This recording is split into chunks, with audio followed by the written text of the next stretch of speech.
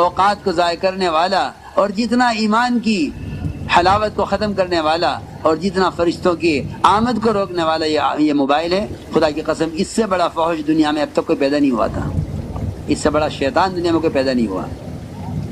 یہ 100 شیطانوں کا ایک شیطان ہے جسے جماعت میں ساتھی لے کر پھرتے ہیں اور سمجھتے ہیں کہ ہم بیانات ٹیپ کر کے پہنچا رہے ہیں، دین کی خدمت کر رہے ہیں۔ دین کی خدمت نہیں کر رہے، دین کے ساتھ کھیل کر رہے ہیں، یہ دین کے ساتھ کھیل کر رہے ہیں، یہ خیانت ہے، یہ دین کے ساتھ کھیل کرنا ہے کہ آوازیں ٹیپ کر کے پہنچانا اور سمجھتے ہیں کہ دین کی خدمت کر رہے ہیں۔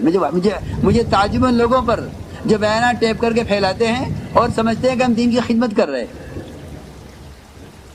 نہیں، یہ خدمت نہیں ہے، یہ خدمت نہیں ہے، بلکہ دین کی باتوں کو لے کر خود پھرو، یہ دین کی خدمت ہے۔ نشر و اشاعت کرنا اور آوازیں منتقل کرنا یہ تو رواجی چیزیں ہیں، ان سے ہدایت کے ملنے کا، تربیت کا اور علم کے پھیلنے کا تو کوئی سوال ہی نہیں ہے۔ یہ تو دھوکہ لگا ہے زمانے کے لوگوں کو کہ یہ بھی ایک طریقہ ہے، یہ کوئی طریقہ نہیں ہے۔ میں کل بھی عرض کیا تھا میں نے، نماز جیسا محدود وقت کا عمل، اسلام کا رکن فریضہ نماز، اس کے لیے جمع کرنے کے واسطے اگر ڈھول اور سارنگی اور آگ جلا کر لوگوں کو جمع کرنے کا ارادہ کیا تو آپ نے اس کو پسند نہیں فرمایا۔ بھائی یہودیوں کا طریقہ ہے، نصارہ کا طریقہ ہے، مجوس کا طریقہ ہے، ہمارا طریقہ یہ نہیں ہے کہ ہم اس پر آواز دے کر لوگوں کو نماز کے لیے جمع کریں۔ تم جا کر لوگوں کو نماز کے لیے بلا کر لاؤ۔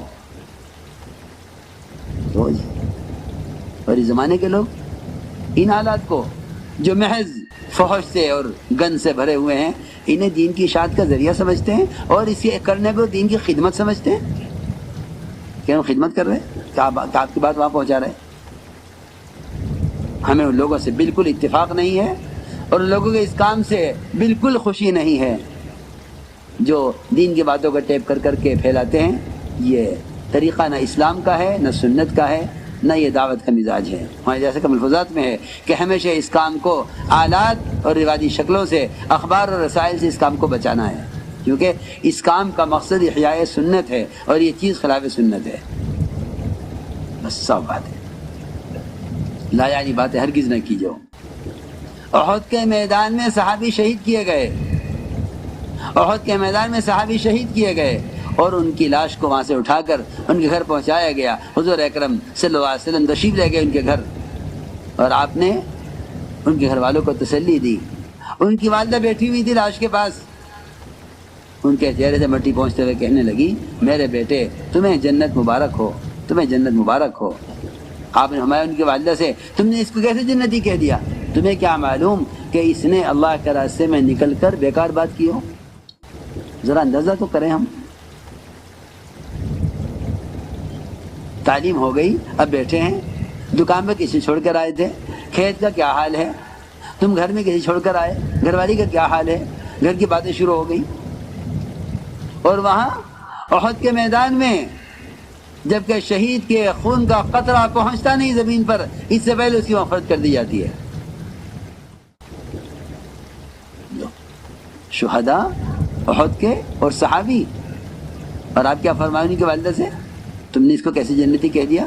تمہیں کیا معلوم اس نے 2 کام اللہ کے راستے میں نکل کر کیے ہوں، ایک لا یعنی باتیں کی ہوں، یا دوسرا کام یہ کہ کوئی لوٹا، کوئی چادر، کوئی لاٹھی، کوئی ضرورت کی چیز کسی کو دینے سے انکار کر دیا ہو جس کے دینے میں اس کو کوئی نقصان نہیں تھا۔ یہ بھی فرمایا ساتھ میں۔ ساتھی کہتے ہیں میرا لوٹا ہے تو میری چادر ہے، فرمایا کوئی چیز اپنے بھائی کو دینے سے روک لی ہو جس کے دینے میں اس کا کوئی نقصان نہیں تھا۔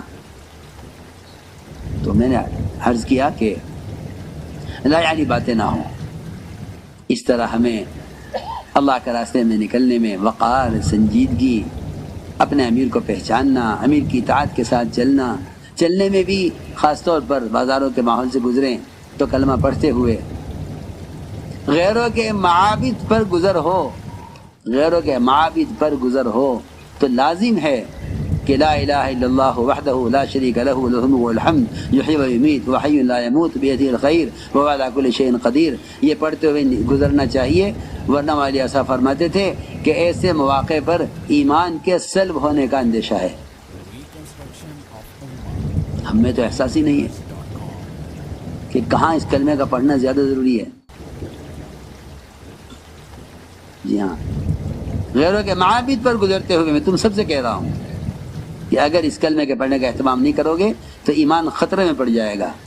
شیطان ایسے موقعوں پر ایسے وساوس دل میں پیدا کرتا ہے جس سے نعوذ باللہ، خدا نہ کرے، اللہ نہ کرے، آدمی کا دل جو ہے باطل کی طرف یا کفر کی طرف مائل ہونے لگے۔ اس کا بہت خیال کرنا چاہیے۔ اس طرح ہمیں چاہیے کہ جماعت میں مجتمع ہو کر چلیں اور وقار سے چلیں۔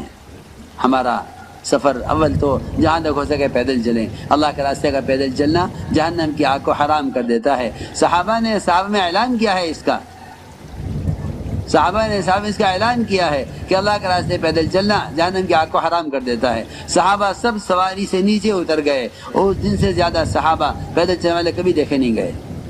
اسامہ رضی اللہ تعالیٰ عنہ سوار تھے، حضرت ابوبکر حضرت اسامہ کو روانہ کرنے کے لیے مدینے سے نکلے۔ یہ بات سب کے ذہن میں رہے۔